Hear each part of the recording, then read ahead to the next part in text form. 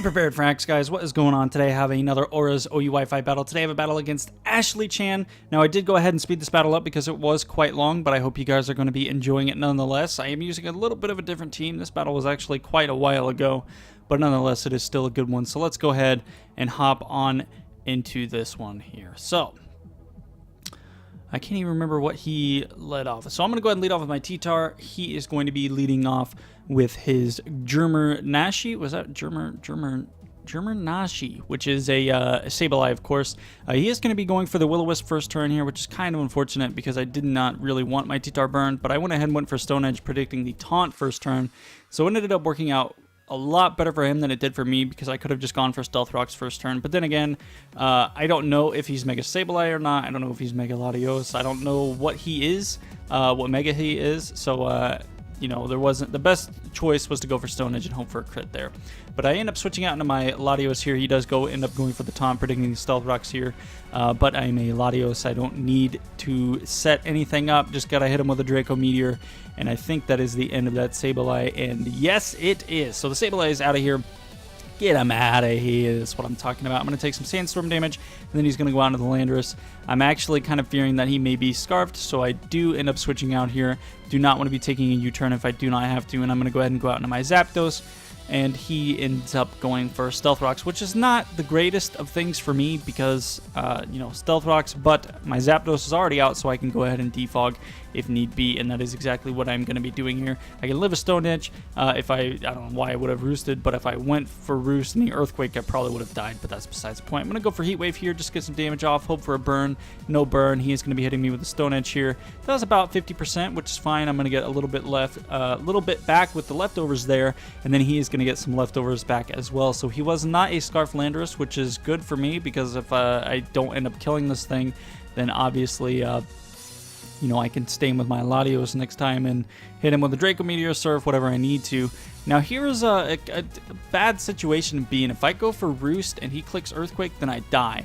But if I go for Heat Wave and he clicks Earthquake, then I live, obviously, and he takes more damage. But he makes a smart play, just goes for U-turn. It's the safest thing for him to do. Ends up going out into Sydney Roper, which is an Umbreon, and I'm thinking, oh god, I have to deal with an Umbreon right now.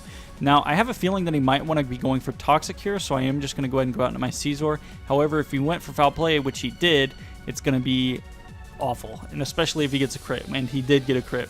But he's going to go for Protect here. I'm just going to go for U-turn, get some switch priority. I did not know that the Umbreon was going to outspeed me here, so you know, that's kind of just a thing that happens, I guess. I made a bad play. I didn't look up the speed of Umbreon versus the speed of Scizor, and I got punished for it. So there's something to keep in mind. But I am going to go out to my Beedrill now, go for the Protect just to get the Mega up.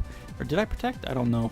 Anyways, I went for U-turn. Going to go out to Keldeo now, and I wasn't sure what he wanted to do, and he ends up going for Wish, and I'm thinking, great, Wish, Protect, Umbreon, and now is what I have to deal with now, and he did end up going for Protect, and that is why having a Pokemon with Toxic or even Will-O-Wisp or something like that on your team should definitely be something that you should consider when building a team.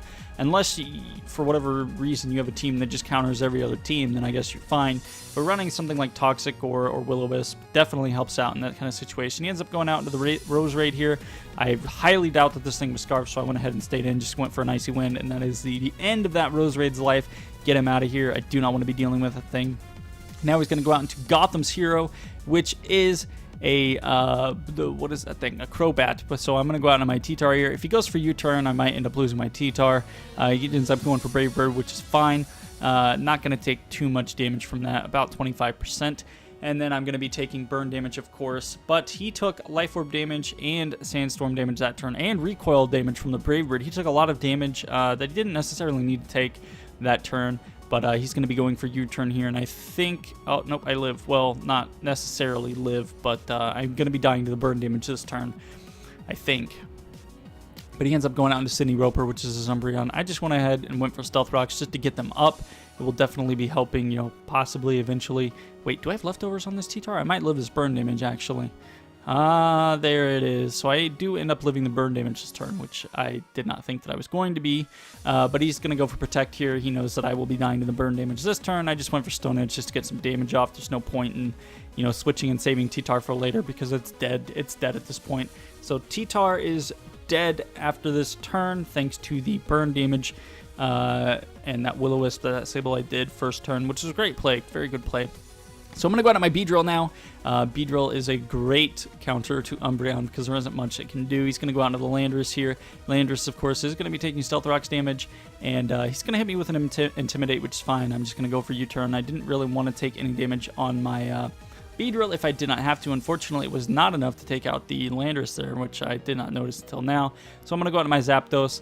Of course, P taking that Sandstorm damage, but I do have leftovers, so it's going to go right back to where it was when I switched in. Now, of course, that Landorus does have leftovers as well, so he's going to be getting a little bit of health back.